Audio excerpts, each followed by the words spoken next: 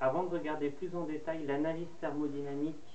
des cycles et notamment l'état thermodynamique des différents points ainsi que les énergies échangées pendant chacune des transformations,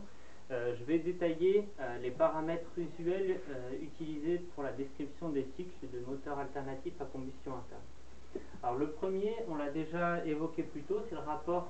de compression volumétrique. C'est un rapport géométrique lié à la construction du système cylindre-piston qui correspond au ratio entre le volume maximum et le volume mort à l'intérieur du cylindre,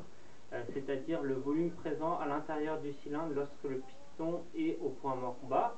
divisé par le volume qui reste dans le piston dans le cylindre quand le piston est point mort haut. Avec la notation qu'on a utilisée pour la description des cycles, ça correspond à V1 sur V2, et on peut d'ailleurs noter qu'on peut le noter en volume absolu ou en volume spécifique, petit V1 sur petit V2, étant donné que la masse présente à l'intérieur du cylindre est constante entre 1 et 2. Le deuxième ratio utilisé dans les massifs, c'est le ratio qu'on appelle le rapport de compression finale. Il est généralement noté avec la lettre lambda et est notamment utile pour préciser quelle augmentation de pression peut être due à la combustion. Donc c'est le ratio entre la pression en fin de combustion et la pression en début de combustion, qui correspondra à P3 sur P2 dans le cycle Bode-Rocha, et dans le cycle de Sabatier, pour lequel on a une partie isocore et une partie isobar, ça correspond à P2' sur P2, et ça correspond d'ailleurs aussi à P3 sur P2, étant donné qu'on a ensuite une transformation isobar entre P2' et P3. Le troisième ratio utilisé dans les massifs, c'est le rapport de détente préalable, qui est noté généralement avec la lettre phi, qui correspond au ratio de volume entre la fin de combustion et le début de la combustion, donc V3 sur V2, notamment dans le cycle de diesel, et dans le cycle de Sabatier, ça correspond aussi à V3 sur V2'. Alors ces ratios sont des ratios usuels utilisés dans l'étude et l'optimisation des cycles de Massey. Ce n'est pas forcément des paramètres d'entrée qu'on a pour pouvoir décrire un moteur donné ou un point de fonctionnement donné. Et dans ce cas-là, on a parfois besoin d'autres grandeurs. J'ai notamment évoqué les paramètres de combustion, étant donné qu'il est nécessaire de savoir quelle quantité de chaleur est apportée à notre fluide pendant la combustion. On le détermine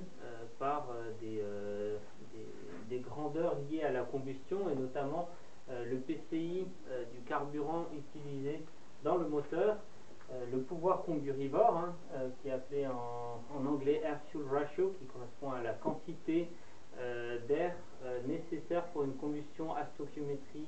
du carburant, et le coefficient d'excès d'air pour savoir si on est à la stoichiométrie ou avec un excès d'air, ce qui dépend forcément du moteur. On a,